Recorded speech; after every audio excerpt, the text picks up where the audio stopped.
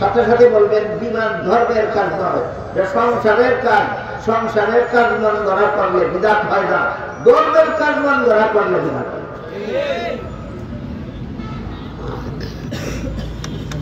তাতেই ধর্মের কতগুলি মন গড়া কাজের উদাহরণ নেই যেন আপনারা বিদাত চিনতে পারেন। ধর্মের নামে আমাদের বর্তমান সমাজে যত মন গড়া কাজ চলতেছে, হাদিস শরীফে আল্লাহ রাসূল ১৫০০ বছর আগে বলে গেছেন এই কাজগুলি বিদআত। এই বিদআতগুলি যারা করবে তারা জান্নাতের পথ হারাবে, জান্নাতের পথ হারালে জাহান্নামে যেতেই হবে। ধর্মের নামে বিদআতের উদাহরণ রাসূল করিম সাল্লাল্লাহু আলাইহি ওয়াসাল্লাম পাঁচ বেলার নামাজের জামাতের জন্য আযানের নিয়ম চালু করে গেছেন। পাঁচ বেলার নামাজের জামাতের জন্য আযানের নিয়ম চালু করে গেছেন। এই জন্য পাঁচ বেলার নামাজের জামাতের জন্য আযান দেওয়া সুন্নাত। আযান দেওয়া সুন্নাত। জুমার নামাজের জামাতের জন্য আল্লাহর রাসূল আযান দেওয়ার নিয়ম চালু করে গেছেন। এই জন্য জুমার নামাজের আযানও সুন্নাত। কেমনে সুন্নাত হইল? নবী চালু করে গেছেন। কেমনে সুন্নাত হইল? নবী চালু করে গেছেন। ঈদের নামাজের জামাতের জন্য নবী আযান চালু করে গেছেন না। পাঁচ বেলার নামাজের জামাতের জন্য আযানের নিয়ম নবী চালু করে গেছেন। জুমার নামাজের জামাতের জন্য আযান দেওয়ার নিয়ম নবী চালু করে গেছেন। এই জন্য দুইটা আযান সুন্নাত। ঈদের নামাজের জামাতের জন্য আযানের নিয়ম নবী চালু করে গেছেন না। জানাজার নামাজের জামাতের জন্য আযান দেওয়ার নিয়ম নবী চালু করে গেছেন না। দুই নামাজের জামাতের জন্য আযান সুন্নাত, বাকি দুই নামাজের জামাতের জন্য আযান বিদআত। বুঝে থাকতে বলেন ঈদের নামাজের জামাতের জন্য যদি কেউ আযান দেয় সুন্নাত হবে না বিদআত? আযান এটা ধর্মের কাজ, বিদআত কেন? এটা নবীর তরিকার আযান নয়, এটা মন গড়া আযান। নবীর তরিকার আযান না মন গড়া আযান? মন গড়া আযান। জানাজার নামাজের জামাতের জন্য যদি কেউ আযান দেয় সুন্নাত হবে না বিদআত? কেন বিদআত হবে? ই আযান নবী চালু করে গেছেন না, এটা তোমার মন গড়া আযান, এটা ই আযান বিদআত।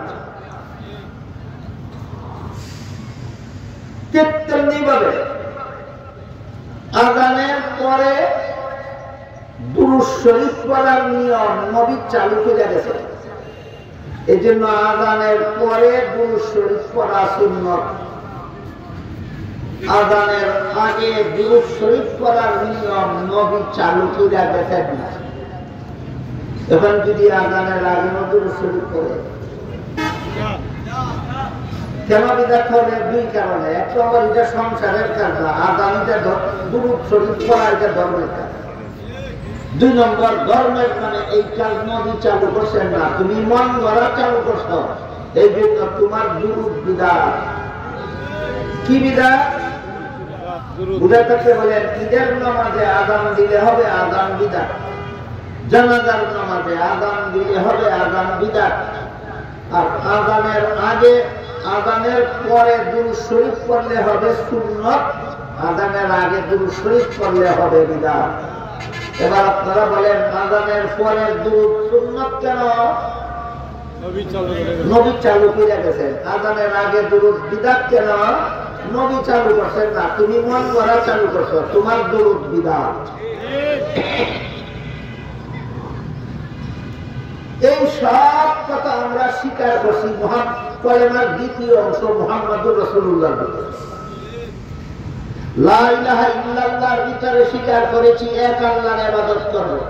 এক আল্লাহর ইবাদত করব মানে পাঁচ বেলা নামাজ পড়ব, রমজান মাসে রোজা রাখবো, ধনী হলে যাকাত দিব, সামর্থ্যবান হলে হজ করব, আরো যত ইবাদত কোরআন হাদিসে বর্ণিত আছে সবগুলি করব।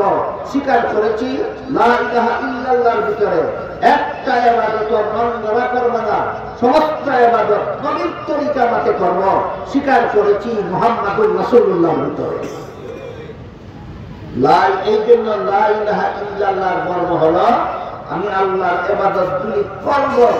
মুহাম্মাদুর রাসূলুল্লাহর মর্ম হলো আমি সকল ইবাদত রাসূলের তরিকা মতে করব।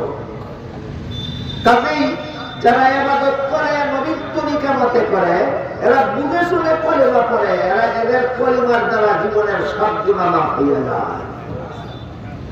যে সমস্ত কলেমা পড়নেওয়ালারা আল্লাহর ইবাদত ঠিক মতে করে, কোন ইবাদত মন গড়া মতে না করে নবীর তরিকা মতে করে, এরা কলেমা মর্ম বুঝে শুনে কলেমা পড়ে। এই জন্য এদের কলেমা পড়ার কারণে জীবনের সব গুনাহ মাফ হয়ে যায়। এবার আমরা বোঝার চেষ্টা করি 5 বেলার নামাজের দ্বারা কিভাবে গুনাহ মাফ হয়। আল্লাহ পাক রব্বুল আলামিন পবিত্র কোরআনের এক আয়াতে বলেন, ইন্নাস সালাতা তানহা আনিল ফাহশাই ওয়াল মুনকার। এর অর্থ হলো নিশ্চয়ই নামাজ সব রকমের অন্যায় কাজ থেকে ফিরাইয়া রাখে, সব রকমের অশ্লীল কাজ থেকে ফিরাইয়া রাখে। সারমর্ম হলো সকল গুনাহ থেকে নামাজে বাঁচায়, নামাজীকে সমস্ত গুনাহ থেকে নামাজে বাঁচায়। আল্লাহ কোরআনে কি বলছেন? নামাজীকে সমস্ত গুনাহ থেকে তার নামাজে বাঁচায়। কি বলছেন? নামাজীকে সমস্ত গুনাহ থেকে তার নামাজে বাঁচায়। এবার বলেন আমাদের সমাজে এমন নামাজি পাওয়া যাবে কিনা যে নামাজও পড়ে সুদও খায়, নামাজও পড়ে ঘুষও খায়, নামাজও পড়ে মিথ্যা কথাও বলে, নামাজও পড়ে মিথ্যা মামলাও করে, নামাজও পড়ে মিথ্যা মামলার সাক্ষীও দিতে, তার নামাজে তারে এতগুলি গুনাহ থেকে বাঁচাইল না। প্রশ্ন বুঝলেন কিনা? এই প্রশ্নের জবাব বুঝে আনবে।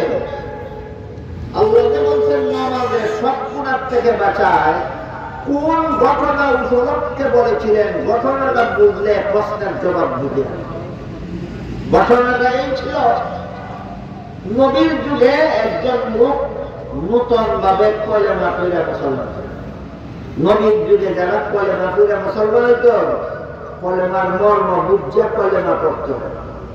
এতক্ষণ যা কইছি, এরা মুসলমান হওয়ার পর থেকে আল্লাহর ইবাদত ছাড়তো না, এরা মুসলমান হওয়ার পর থেকে কোনো ইবাদত মন গড়া মতে করতো না। কথা বুঝছেন কিনা? নবীর যুগে যারা কলেমা পড়ে মুসলমান হইতো, কলেমার মর্ম না বুঝিয়া কলেমা হতো, বুঝিয়া কলেমা হতো। এই জন্য নবীর যুগের কলেমা পড়নেওয়ালারা ইবাদতের মধ্যে কোনো ত্রুটি হইতো না। এরা নবীর তরিকা মতে ইবাদত করতো, মন গড়া মতে করতো। আমাদের সমাজের বেশিরভাগ মুসলমানের কলেমার মর্ম না বুঝিয়া কলেমা, যে কারণে কলেমাও পড়ে নামাজও পড়ে না, কলেমাও পড়ে রোজাও রাখে না, কলেমাও পড়ে সুদও খায়, কলেমাও পড়ে ঘুষও খায়, কলেমাও পড়ে মদও খায়, কলেমাও পড়ে গাঁজাও খায়। কেন? এ কলেমার মর্ম বুঝিয়া কলেমা বসে না।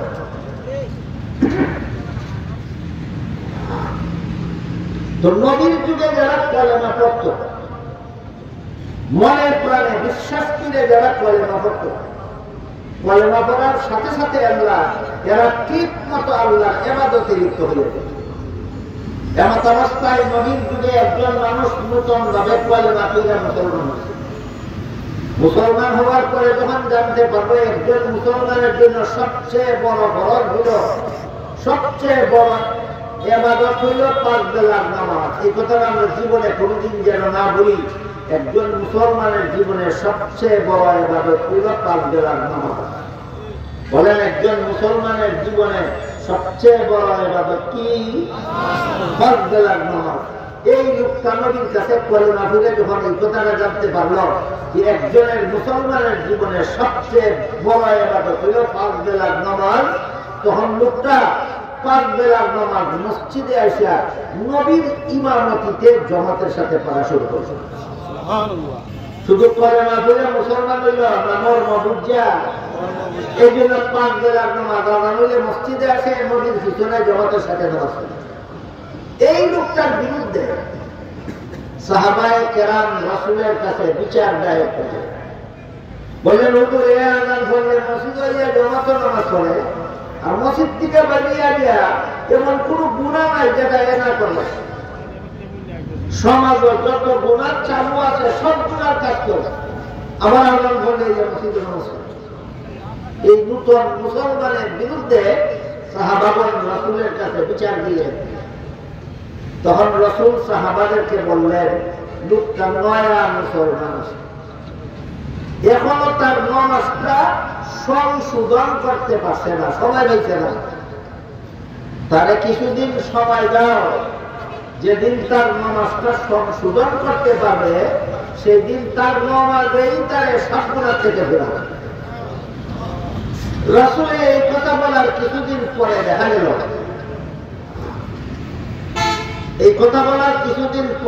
গেল, এই লোকটাকে কোন রকমের ধমক দেওয়া লাগছে না, শাসন করা লাগছে না, নিজের থেকেই সব গুনাহ ছেড়ে দিছে। তখন আল্লাহ আয়াত নাযিল করে বলেন, ইন্নাস সালাতা তানহা আনিল ফাহশাই ওয়াল মুনকার, নিশ্চয়ই নামাজ নামাজীকে সব গুনাহ থেকে বাঁচায়। এবার ঘোষণা বুঝে থাকলে বলুন, ভুল নামাজে গুনাহ থেকে বাঁচায় না শুদ্ধ নামাজে গুনাহ থেকে বাঁচায়? তাহলে আয়াতের মর্ম দাঁড়াইল, যেদিন তোমার নামাজ সংশোধন হয়ে যাবে সেদিন তোমার নামাজেই তোমাকে সব গুনাহ থেকে বাঁচাবে। এখন প্রশ্ন জাগে, তাহলে নামাজ শুদ্ধ হয় কিভাবে?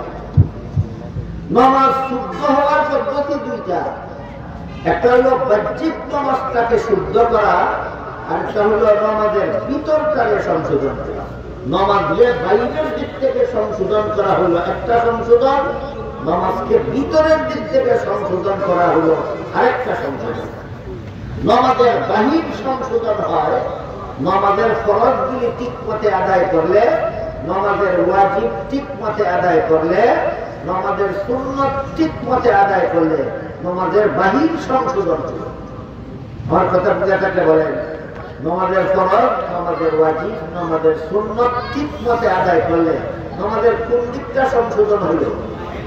বাহিরের দিকটা সংশোধন হইল, নামাজের ভিতরের দিক এখনো সংশোধন হইল না। নামাজের ভিতরের দিক কিভাবে সংশোধন হয় এই মর্মে হাদিস শরীফে রাসূল করিম সাল্লাল্লাহু আলাইহি ওয়াসাল্লাম বলেন, শয়তানের একদল বিশেষ বাহিনী আছে, এই বাহিনী পূর্বে নামাজের কাছে যায় না। নামাজীরা যখন নামাজ শুরু করে দেয় তখন নামাজীদের কাছে ওই শয়তানের বিশেষ বাহিনী হাজির হইয়া তার মনের মধ্যে সংসারের হাজার কথা স্মরণ করাইয়া দেয়। শয়তানের এই বাহিনী আমি যখন নামাজে দাঁড়াই আমার কাছেও আসে, আপনারা যখন নামাজে দাঁড়ান আপনাদের কাছেও যায়। আমার কাছে যখন আসে আমি টের পাই, আপনাদের কাছে যখন যাবে আপনারা টের পাবেন। আমি একটা আলামত বলে দিই, লক্ষ্য করলে দেখবেন নামাজ শুরু করার আগে সংসারের এত কথা ইয়াদ হয় না, নামাজ শুরু করার পরে সংসারের যত কথা ইয়াদ হয়। বলেন কিসের আলামত? শয়তানের বিশেষ বাহিনী হাজির হইয়া গেছে এর আলামত।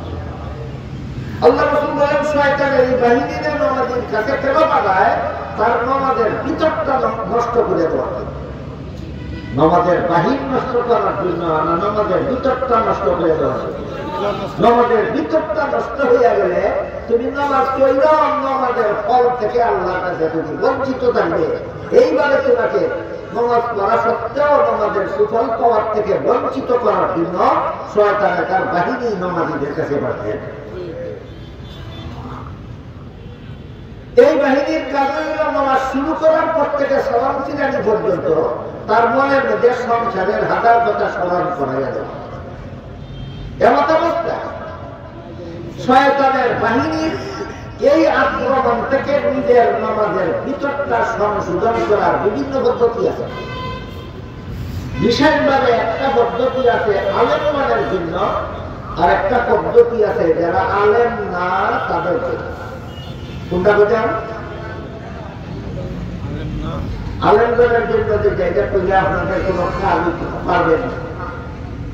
এই জন্য আলেমের কাজকে না করি, যারা আলেম না তাদের জন্য নামাজের ভিতর সংশোধনের ব্যবস্থা হল, আপনি নামাজ পড়া অবস্থায় যখনই দেখবেন বুড়ো ক্ষেতের কথা ইয়াদ হয়ে গেছে, যখনই দেখবেন দোকানের কথা স্মরণ হয়ে গেছে, যখনই দেখবেন বিদেশ যাওয়ার কথা স্মরণ হয়ে গেছে, যখনই দেখবেন টাকা পয়সা ধন সম্পদের কথা স্মরণ হয়ে গেছে, যখনই দেখবেন বাড়ি ঘরের কথা স্মরণ হয়ে গেছে, যখনই দেখবেন বিবি বাচ্চার কথা স্মরণ হয়ে গেছে, তখনই আপনি মনে মনে ধ্যান করবেন, আমি যে মুখে আল্লাহর কালাম করি আর মনে মনে সংসারের ফিকির করি, আমার মুখের আর মনের বেশ কম আল্লাহ দেখে। এই কথাটা শুধু জ্ঞান করবেন। আমি ফিকির করি পুরো ক্ষেতের আর মুখে যাবে সুবহানাল্লাহ দিয়া লাগে। আমি ফিকির করি দোকানের আর মুখে বলি সুবহানাল্লাহ দিয়া লাগে। আমি মুখে বলি আলহামদুলিল্লাহ রাব্বিল আলামিন আর জ্ঞান করি বিদেশ যাওয়ার কথা। আমার মনে আর মুখে মিল যায়, আল্লাহ দেখে। এই কথাটা জ্ঞান, এই কথাটা জ্ঞান করবেন, আল্লাহ দেখে। বলেন আমার মুখের ছড়ায় আর মনের ফিকির মিল না গরমি যা আল্লাহ দেখে না। এই দেখে কথাটা জ্ঞান করবেন, জ্ঞান করার সাথে সাথেই সংসারের কল্পনা মন থেকে দূর হয়ে যাবে। আমার শয়তানে স্মরণ করে দিবে, আমার জ্ঞান করেন আল্লাহ দেখতেছে, দূর হয়ে যাবে। আমার শয়তানে সংসারের কথা স্মরণ করাই দিবে, আমার জ্ঞান করেন আল্লাহ দেখতেছে। এটা যখন অভ্যাস বানাইয়া ফেলবেন, তখন আল্লাহ আপনাকে নামাজের পরিপূর্ণ সওয়াব দান করেন। এই অবস্থায় শয়তানে দেখবো যে তার মনটারে 50 বার নিয়ে গেলাম নামাজের বাইরে, 100 বার নিয়ে গেলাম নামাজের বাইরে, 500 বার নিয়ে গেলাম নামাজের বাইরে, কিন্তু আল্লাহ আমারে দেখতেছে বলে বলে মনটারে বাইরে রাখতে পারি না, আবার ফিরাইয়া নিয়ে আসে। যে কারণে আল্লাহ তাহলে নামাজের পরিপূর্ণ সওয়াব দিয়ে দিছে। তার পিছিয়ে যত মেহনত করলাম বেকার গেল, এটা খারাপ, এটার পিছিয়ে মেহনত করে লাভ নাই।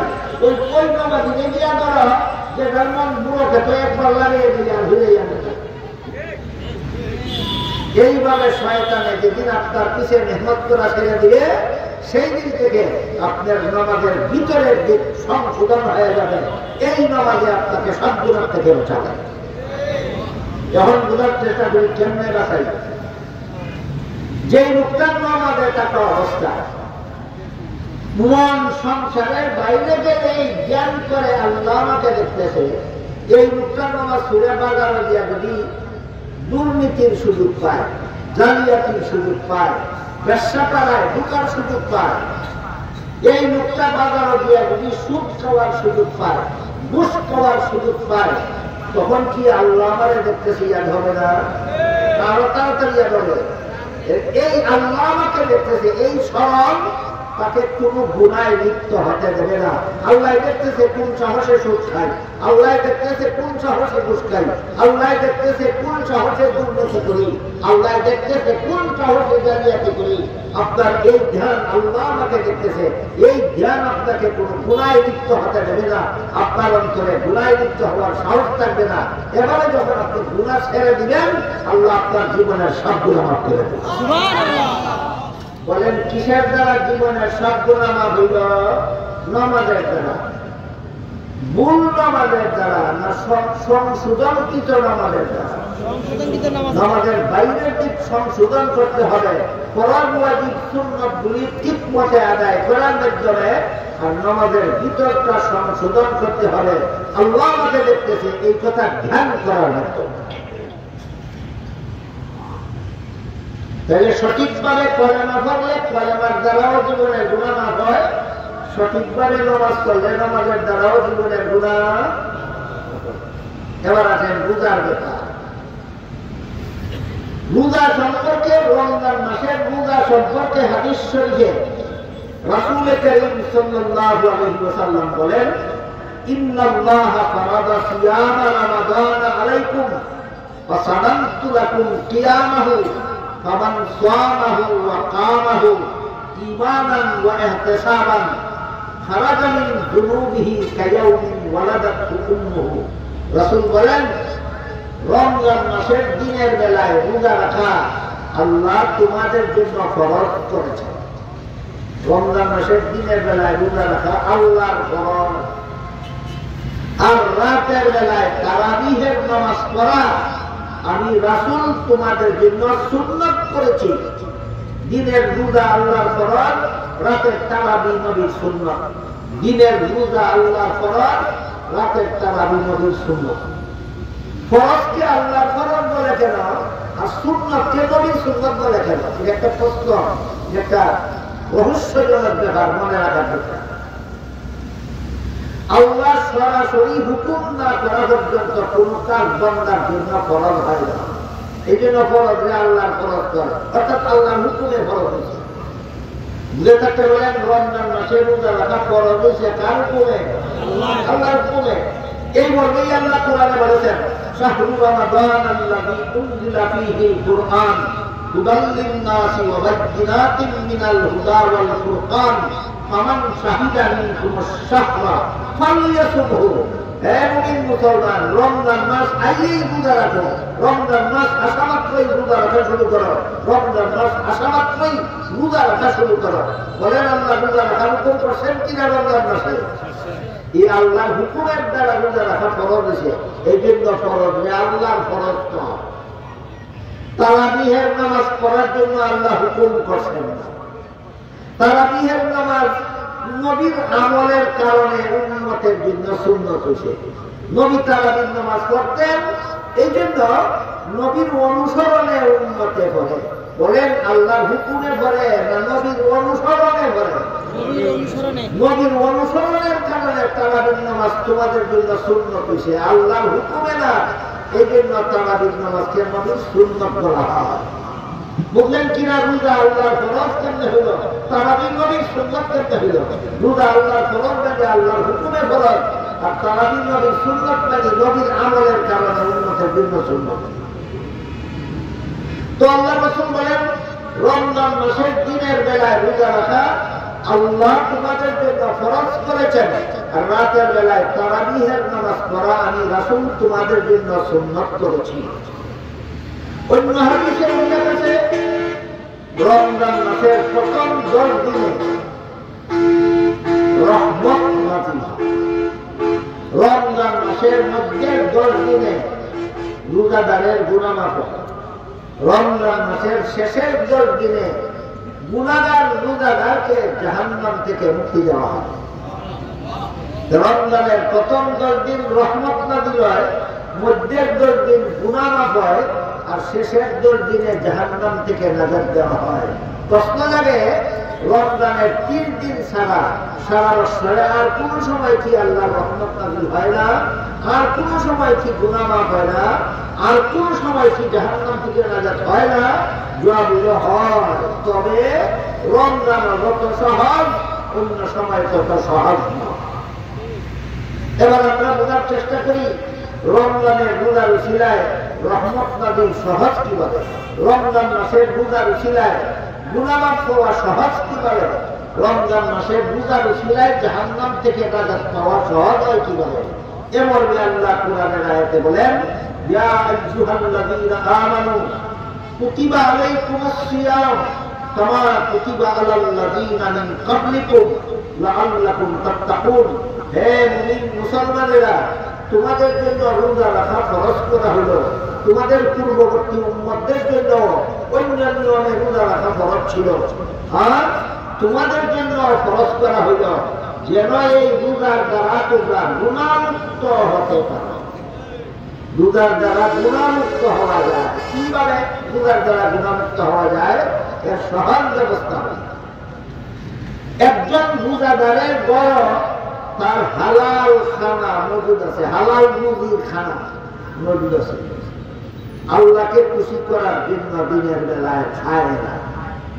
একজন রোজাদারের বড় তার হালাল বিবি মজুদ আছে, আল্লাহকে খুশি করার জন্য দিনের বেলায় বিবির কাছে যায় না। বুঝে থাকতে বলেন, ঘরের খানা হারাম ছিল এই জন্য খায় না, না আল্লাহকে খুশি করার জন্য খায় না? আল্লাহকে খুশি করার জন্য।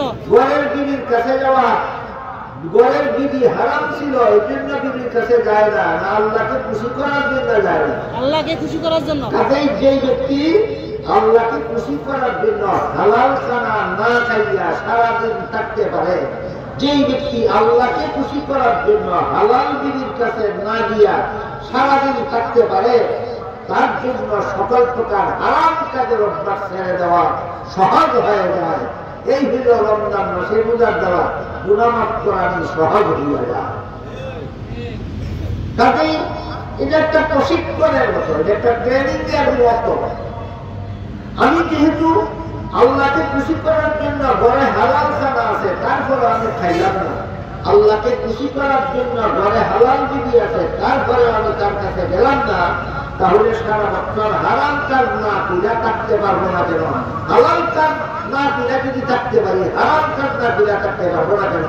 এই জন্য রমজানের প্রথম 10 দিনেই যারা সকাল সকাল গুনার কাজের অভ্যাস তওবা পূজা ছেড়ে দেয়, তাদের জন্য রাসূল বলেন প্রথম 10 দিনেই রহমত নাযিল শুরু হয়ে যায়। যারা মধ্যের 10 দিনে তওবা পূজা সব গুনাহ ছেড়ে দেয়, তাদের জন্য রাসূল বলেন মধ্যের 10 দিনে তার জীবনের গুনাহ মাফ হয়। যারা শেষের 10 দিনে তওবা করে গুনাহ ছেড়ে দেয়, আল্লাহ রাসূল তাদের জন্য বলেছেন তাদেরকে জাহান্নামের আগুন থেকে নাজাত দিয়ে দেওয়া।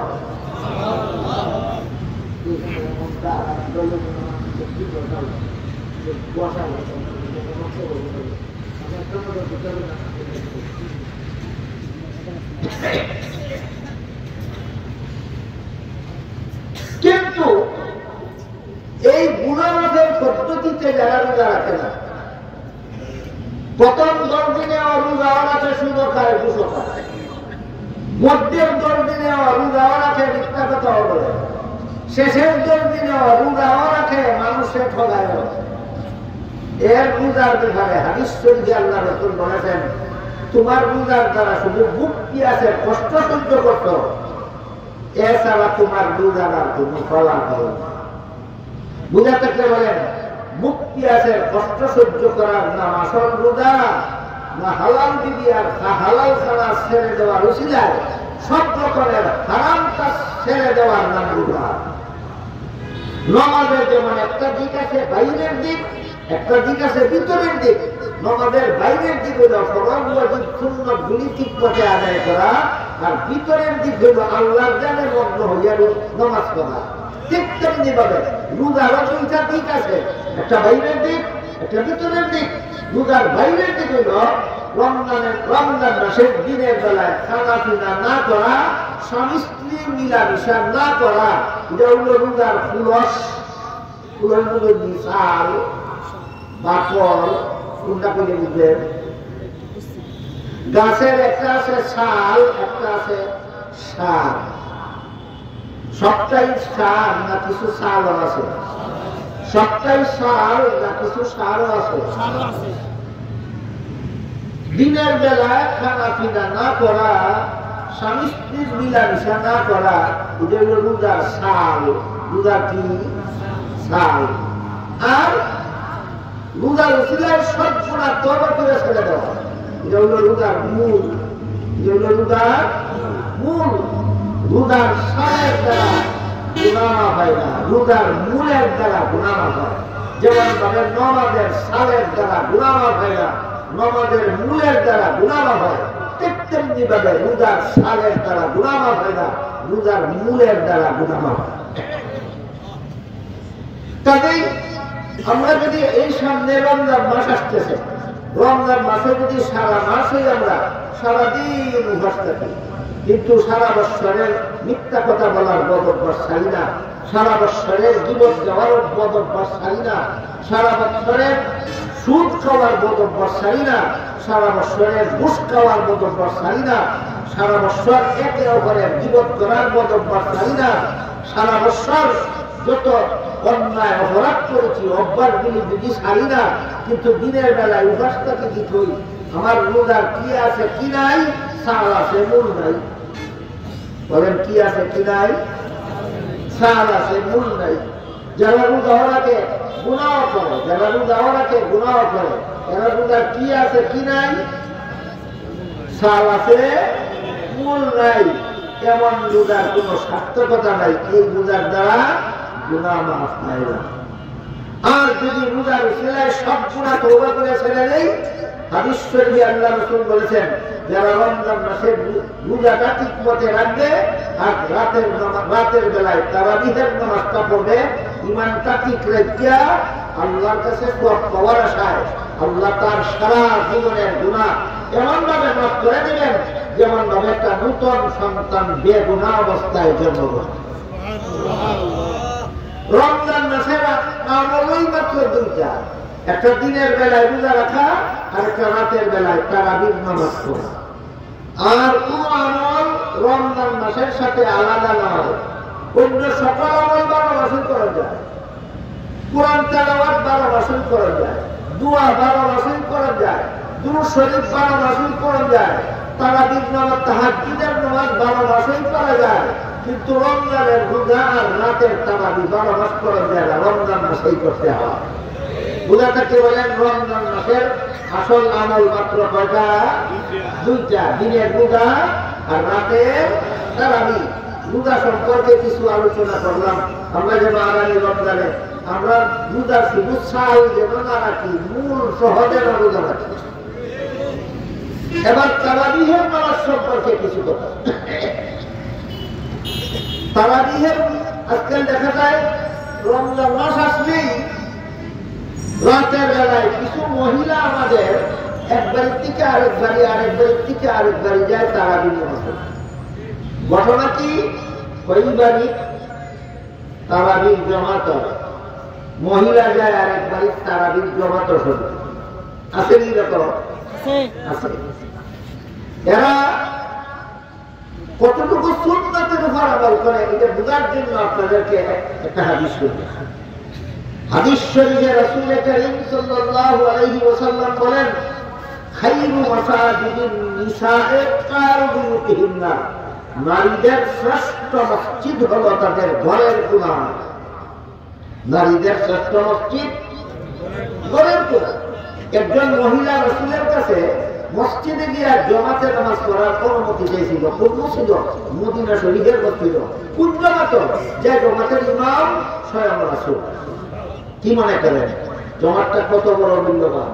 মদিনা শরীফের মসজিদের জমাত শরীফ হইতো যে জমাতের ইমাম স্বয়ং রাসূল। এক মহিলা রাসূলের কাছে ওই জমাত শরীফ হওয়ার অনুমতি চাইল, কারণ মদিনা শরীফের জমাতে শরীফ হইলে এক রাকাতে 50,000 রাকাতের সমান সওয়াব পাওয়া যায়। আল্লাহ রাসূল অনুমতি না দিয়া বললেন, এই সওয়াবটাই তুমি পাবে ঘরের কোণায় একা একা হবে। তাইলে জমাতের সাথে নামাজ পড়া পুরুষের, মহিলাদের জন্য সুন্নাত নয়, পুরুষের জন্য সুন্নাত। পুরুষ জমাতে নামাজ পড়লে যেই সওয়াব রাসূল বলেছেন, মহিলা ঘরের কোণায় একা নামাজ পড়লে সেই সওয়াব। তাতে যে সমস্ত মহিলারা জমাতে নামাজ পড়ার জন্য বাড়ি থেকে বেরিয়ে যায়, এরা যেমন রাসূল থেকে কিছু বেশি বুঝে না, বললে রাসূলের কি করে না, তুমি কি করবা? রাসূল বলেন, পুরুষ জমাতে মিলে দিন সব তুমি ঘরের কোণায় একা হয়ে আসে। তুমি কোনো বাড়তি বেরিয়ে যাও মসজিদে নামাজ পড়ার জন্য। এখানে একটা কঠিন কথা আমাদের সকলের বুঝতে হবে, কঠিন কথা, একটু মনোযোগ দিয়ে শুনবেন। আমি রাজশাহী থেকে একটা প্রোগ্রাম করিয়া, কিশোরগঞ্জে আর একটা প্রোগ্রাম করিয়া, এখন আপনাদের এখানে আইসি, আপনাদের এটা শেষ করে আরেকটা যেটা কিতাব মনে করেন, জানটাই কিতাব হইতেছে আমার জানে কি কইতেছে বুঝেন তো কিছু। এরপরেও নিজের গলা নিজে ভাড়া দিয়া এই জানের উপরে ফতোয়া দিয়া আপনাদেরকে কথাগুলি বুঝাইতেছি। আপনাদেরকে শুধু লা ইলাহা ইল্লাল্লাহ মুহাম্মাদুর রাসূলুল্লাহর মর্মটা বুঝাতে হবে। আল্লাহর ইবাদত আমরা কিভাবে করবো, কার তরিকা মতে করবো, বিষয়টা পরিষ্কারভাবে বুঝাবার জন্য। এই জন্য আমার যতই কষ্ট হোক আমি কথা বলতেছি, মেহরবানি করে আপনারাও একটু ধৈর্য দিয়ে মনোযোগের সাথে বোঝার চেষ্টা করবেন। রাসূল কেন বললেন পুরুষ জমাতে নামাজ পড়লে যেই সওয়াব, মহিলা ঘরের কোণায় একা নামাজ পড়লে সেই সওয়াব? কারণ কি? ও কারণেই রাসূল এই কথাটা বলেছেন, না এর পিছনে কোনো কারণ থাকতে পারে মনে করে? এই কারণটা আপনাদেরকে বোঝাবার চেষ্টা করুন। মসজিদে গিয়ে জমাতের সাথে নামাজ পড়া দুইটা কাজ পুরুষের জন্য সুন্নাত। মসজিদে যাওয়া এক সুন্নাত, জমাতে পড়া এক সুন্নাত। মসজিদে যদি জমাত একটা হয়ে যায় আর কয়েকজন দোকানদারে মিলে যদি দোকান হইয়া একটা জমাত ছুটে যায়, মসজিদে যাওয়ার সব পাবে না, কিন্তু জমাতে পড়ার সুন্নাত আদায় হয়ে যাবে। এই কথাটাও মনে রাখা। মসজিদে যদি জমাত একটা হইয়া যায় আর কয়েকজন দোকানদারে মসজিদের বাইরে দোকান ঘরের ভিতরে যদি আরেকটা জমাত পেয়ে হয়, মসজিদে যাওয়ার সব পেত না, কিন্তু জমাতের সব পেয়ে যাবে। কথা বুঝলেন কিনা? কাজেই মসজিদে যাওয়াও পুরুষের জন্য সুন্নাত, জমাতে নামাজ পড়াও পুরুষের জন্য সুন্নাত, মহিলাদের জন্য নয়। এবার বলেন, মসজিদে গিয়া জমাতে নামাজ পড়া আপনার বিবির জন্য সুন্নাত না আপনার জন্য সুন্নাত? আমার জন্য সুন্নাত। এবার বলেন, আপনার যদি 6 মাসের একটা শিশু বাচ্চা ঘরে থাকে, কতদিনের? 6 মাসের একটা শিশু বাচ্চা যদি আপনার ঘরে থাকে, আপনার জন্য তো মসজিদে গিয়া জমাতে পড়া সুন্নাত। বাচ্চাটারে সাকুলে ফিরে নিয়ে যাবেন, 6 মাসের বাচ্চাটারে, আপনি বাচ্চার বাবা, আপনার বাচ্চাকে খুলে খুলে নিয়ে যাবেন জমাতে মসজিদে নামাজ পড়ার জন্য, না ঘরে রেখে দেবেন? রাখেন, ঘরে ফেলে রাখেন, আগে সাথে নিয়ে দেখেন অবস্থা রাখি দেয়। আপনি 6 মাসের বাচ্চা খুলে খুলে নিয়ে গিয়ে মসজিদের জমাতে শরীক হইলেন, ধরেন আসরের 4 রাকাত ফরজ নামাজের জমাতে শরীক হইলেন, সালাম ফিরানি রাত পর্যন্ত এই 6 মাসের শিশু বাচ্চা আপনার খুলে পেশাব করবে না, গ্যারান্টি আছে? পায়খানা করবে না, গ্যারান্টি আছে? খাওয়ার জন্য কান্নাকাটি করবে না, গ্যারান্টি আছে? নাই।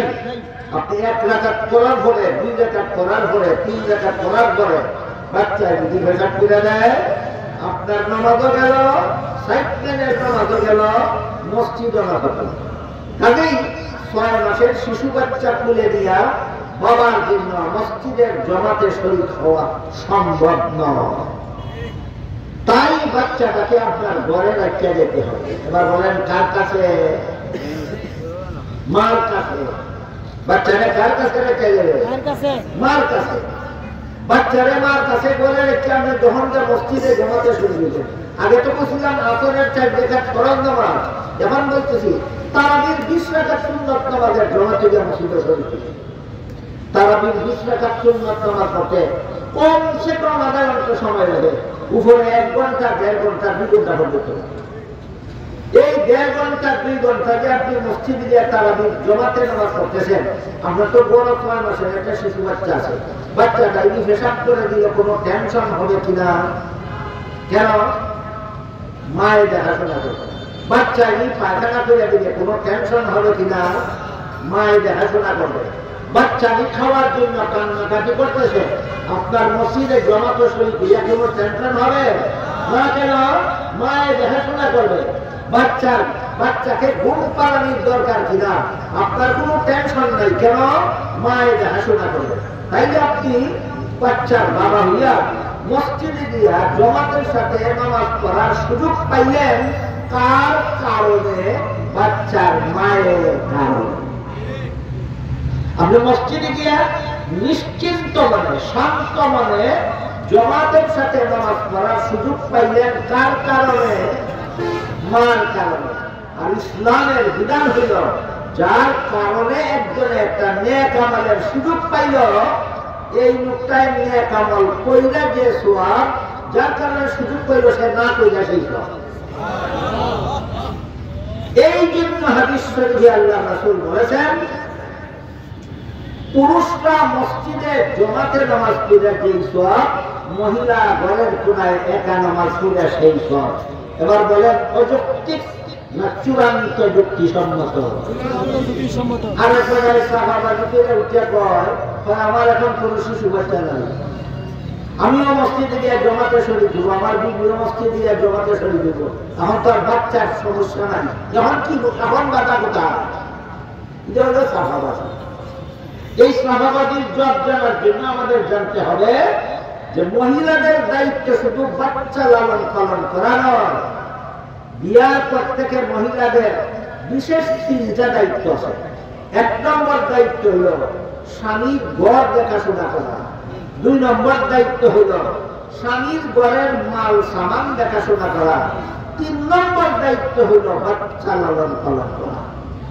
তোমার এই মুহূর্তে কোনো শিশু বাচ্চা নাই, এই কারণে তুমিও গেছো মসজিদে তারাবির নামাজ জমাতে পড়ার জন্য, তোমার স্বামীও গেছে মসজিদে তারাবির নামাজ জমাতে পড়ার জন্য।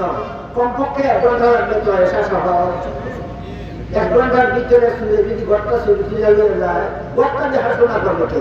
বরং বাচ্চা না থাকলেও ঘরে থাকার দায়িত্ব আছে কিনা আপনার ওয়াইফের? ঘরে যদি কেউ আগুন লাগাই দেয়, ঘরের মাল সামান যদি কেউ চুরি করে নিয়ে যায়, তাহলে দেখাশোনা করার মতো কেউ নাই। সুতরাং বাচ্চা না থাকলেও ঘর দেখাশোনা করার জন্য আপনার বিবিকে ঘরেই নামাজ পড়তে হবে। ঘরের সামান দেখাশোনা করার জন্য আপনার বিবিকে ঘরেই একা একা নামাজ পড়তে হবে। বাচ্চাকে দেখাশোনা করার জন্য আপনার বিবিকে একা একা ঘরেই নামাজ পড়তে হবে। এই জন্য রাসূল বলেন, পুরুষ মসজিদের জমাতে শরীক হইলে যে সওয়াব, মহিলা ঘরের কোনায় একা নামাজ পড়লে সেই সওয়াব। অযৌক্তিক না চূড়ান্ত যুক্তিসম্মত? আমাদের সমাজে যে সমস্ত মহিলা রমজান মাস একবারের থেকে আরেকবারে যায় তারাবির নামাজ পড়তো, এরা যেমন রাসূল থেকে কিছু বেশি বুঝে না কেন? এরা তো রসুন থেকে বেশি বোঝে। রসুন থেকে বেশি বোঝার পণ্ডিতি ভালো নয়। রসুন থেকে বেশি বোঝার পণ্ডিতি ভালো নয়। এই জন্য আমাদের মনে রাখতে হবে, তারাবির নামাজ জমাতের সাথে পড়া পুরুষের জন্য সুন্নাত, মহিলাদের জন্য সুন্নাত নয়। 5 বেলার নামাজ জমাতের সাথে পড়া পুরুষের জন্য সুন্নাত, মহিলাদের জন্য সুন্নাত নয়।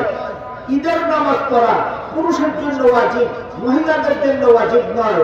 জুম্মার নামাজ পড়া পুরুষের জন্য ফরজ, মহিলাদের জন্য ফরজ নয়।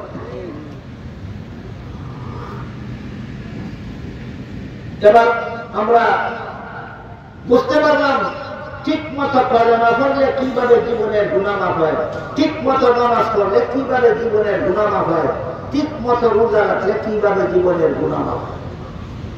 তাহলে আমরা যদি কলেমাও ঠিক মতো পড়ি না, নামাজও পড়ি কিন্তু ঠিক মতে নয়, রোজাও রাখি কিন্তু ঠিক মতে নয়, বরং এই কলেমা, এই নামাজ, এই রোজা আমার জীবনের গুনাহ মাফ করাতে পারবে না। এই জন্য আমরা যদি চাই আমার নামাজের দ্বারা যেন আমার জীবনের সব গুনাহ মাফ হয়, তাহলে আমাদের বাইরের দিকটাও সংশোধন করতে হবে, আমাদের ভিতরের দিকটাও সংশোধন করতে হবে। আমরা যদি চাই আমার রোজা যেন আমার জীবনের সব গুনাহ মাফ করাতে পারে, তাহলে রোজার পুরস্কারও, রোজার সালও ঠিক করতে হবে, রোজার মূলও ঠিক করতে হবে। রোজার সাল হইল 2 জিনিস, দিনের বেলায় খানা পিনা না করা আর দিনের বেলায় স্বামী স্ত্রী মিলামেশা না করা। রোজার সাল আর রোজার মূল হইল হালাল খানা যদি আল্লাহকে খুশি করার জন্য ছাড়তে পারলাম, হালাল বিবির কাছে যাওয়া যদি আল্লাহকে খুশি করার জন্য ছাড়তে পারলাম, তাহলে হারাম জিনিস আল্লাহকে খুশি করার জন্য ছাড়তে পারবো না কেন? এই মনোভাব যদি রমজান মাসের ভিতরে আমরা তৈরি করতে পারি, আল্লাহ রাসূল বলেন, তোমার রোজায় আর তারাবির নামাজের উসিলায় আল্লাহ তোমার জীবনের সব গুনাহ মাফ করে দেবে। এতক্ষণের কথা যারা বুঝলেন, এবার বলুন, এটা মসজিদের সবানি, মসজিদের সবানি। মসজিদটা কেন বানাইছেন? আপনাদের মা বোনেরা এখানে তারাবি পড়বে, নফল বেলার নামাজের জমাত মা বোনে পড়বার লাগে না, পুরুষে পড়বার লাগে, পুরুষে পড়বার লাগে। আমি শুনছি রাস্তায় বলে মসজিদ ব্যাঙ্গা লইয়া যায়, ঠিক কি কথাটা? রাস্তায় মসজিদ ব্যাঙ্গা লইয়া যায়, নিলে গেলে একটু আর নামাজ পড়তাম না করতে, জানি কথা। রাস্তায় নিলে আরেকটা বানানি লাগবো, আরেকটা বানানি।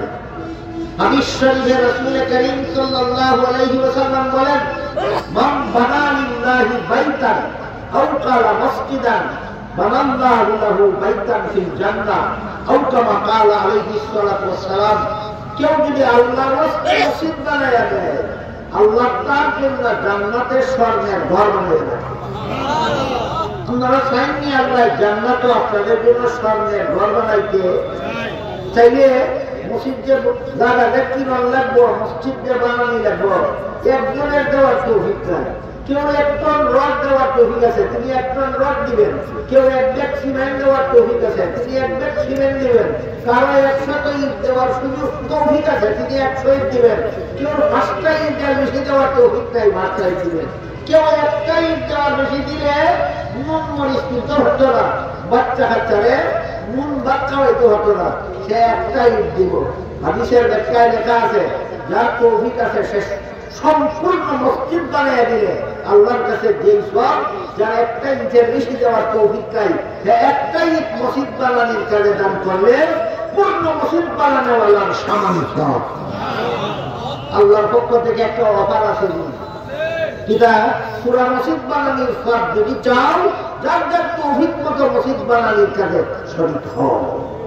কথাটা বুঝলেন কিনা? আমরা পূর্ণ মসজিদ বানায় দেওয়ার সব যদি আমরা কেউ চাই, আমার তৌফিক মতো মসজিদ দান করতাম, পুরো মসজিদ বানানোর সব আল্লাহ করে দিয়ে দেবে। অফারটা কে কে গ্রহণ করতে চান? অফারটা আল্লাহর পক্ষ থেকে দেওয়া একটা অফার, খুব কঠিন অফার। কঠিন না, খুব সহজ। 1 টন রড দিবার তৌফিক থাকে, 1 টন রড দিবেন, একটা মসজিদ বানায় দেওয়ার সব পাইবেন। 1 ব্যাগ সিমেন্ট দেওয়ার তৌফিক থাকে, 1 ব্যাগ সিমেন্ট দিবেন, একটা মসজিদ বানায় দেওয়ার সব পাইবেন। 100 ইট দেওয়ার তৌফিক থাকে, 100 ইট দিবেন, একটা পূর্ণ মসজিদ বানায় দেওয়ার সব পাইবেন। মাত্র 10টা ইট দেওয়ার তৌফিক থাকে, 10টা ইট দিবেন, পূর্ণ মসজিদ বানায় দেওয়ার সব পাইবেন। অফারটা আল্লাহর পক্ষ থেকে কঠিন, অত্যন্ত সহজ।